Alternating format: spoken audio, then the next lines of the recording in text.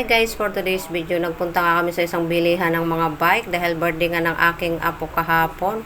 Ito'y late upload ko na, dapat kahapon ko pa to in-upload. Ngayon ko lang din kasi na voice over, alam nyo na, busy. Ayan, kaya ito, binayaran ko na si kuya at ina-assemble na ni kuya para maiuwi na nga namin. Malaki na yung pinili ko para hindi lakihan kaagad ng aking apo. Hindi ko na pala na-videohan yung pag-alis namin kahapon kasi nga nakamotor kami at karga-karga ko rin yung bike para tipid naman sa pagkukommute.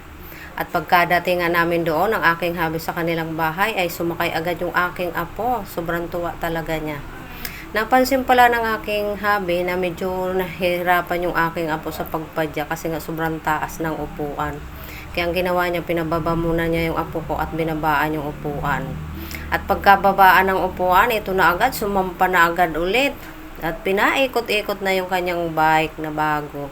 Ayan, at muntik pa mabangga yung electric pan. Buti na laang at mabilis tayo kumuha. Ayan, charot.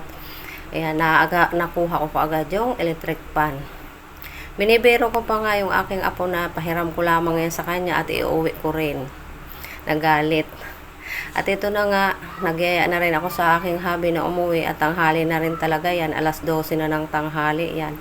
At hindi pa kami nakakabili ng ulam sa bahay. Ang mga iniwanan namin ay wala pang maiuulam. Kaya umuwi na kami. Ayan, at wala pa akong sunglasses. Natin din ang init ng sikat ng araw. Ayan, nakita nyo naman. Kaya kapag kayo talaga magmumotor, may dala dapat kayong sunglasses, tapos jacket at saka tubig na malamig. At ito nga, dahil nagugutom na nga kami, dumaan kami sa isang parisan at kumain muna kami bago umuwi. At pagkatapos nga namin kumain ng pares ay umalis na rin kami. Dumaan din pala kami sa isang bilihan ng ulam kasi nga bumili na lamang kami ng luto at kami ay napapagod na rin dahil sa tindingan ng init, sikat ng araw. Ayan, bumili na lang kami ng lutong ulam. At hindi pa man ako nakakaarating sa bahay ay ito na yung nakita ko pagbukas ko ng aking cellphone. Puro selfie ng aking apo sa kanyang bike. O, kita nyo naman kung gaano kasaya yung apo ko diyan sa bago niyang bike. Pangarap kasi niya yan na magkaroon siya ng sariling bike.